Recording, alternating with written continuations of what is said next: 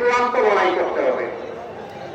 আমরা বিশ্বাস করি সুন্দর হইতো না খাওয়া সত্যের বিজয় হবে ইনশাআল্লাহ। খাওয়া করাই করো জাআল হক ওয়া জাহাকাল বাতিল ইন্নাল বাতিলা কানা যাহুকা।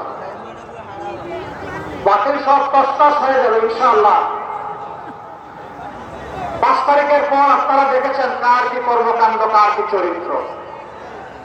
আগেরটা রাখলাম, অতীতের খাতায় থাক, বর্তমান বিবেচনায় নিলেই বাংলাদেশের মানুষের জন্য সিদ্ধান্ত নেওয়া কঠিন হবে না ইনশাআল্লাহ। যারা আমার সম্পদেও হাত দেয়, যারা আমার জীবনেও হাত দেয়, যারা নিজেদের জীবনকে শেষ করে দেয় এবং যারা আমাদের মায়েদের ইজ্জতে হাত দেয়, আমার মায়ের পেটে লাথি মারে, আমার মায়ের কাপড় খুলে দেওয়ার জন্য হুঙ্কার দেয়, তাদের হাতে কি বাংলাদেশের 9 কোটি মা নিরাপদ? তো তারা মাথা গরম করলো কেন শীতের দিনে?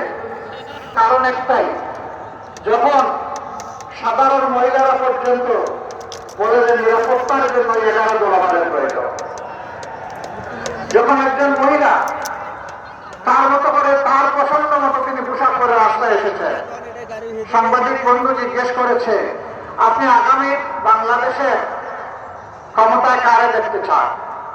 উনি বলেন জামাত। উনি আর 11 দল বলেন নাই, ওই জামাত মানেই আমরা সবাই মিলেমিশে 11 দল। বলছে কেন জামাত? ওই মহিলাটি বলেছেন জামাত আসলেই দেশটা ঠিক হবে। বলেছে তাইলে তো আপনি পোশাক করতে পারবেন না। মহিলা জবাব দিচ্ছে করবো না, অন্য পোশাক করতে হবে। তাই করবো।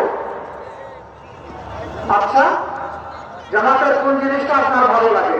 ওই জামাতই আমার ভালো লাগে।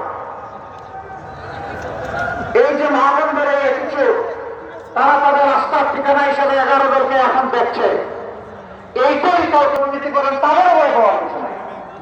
আমরা তো এমন একটা সমাজ করতে চাচ্ছি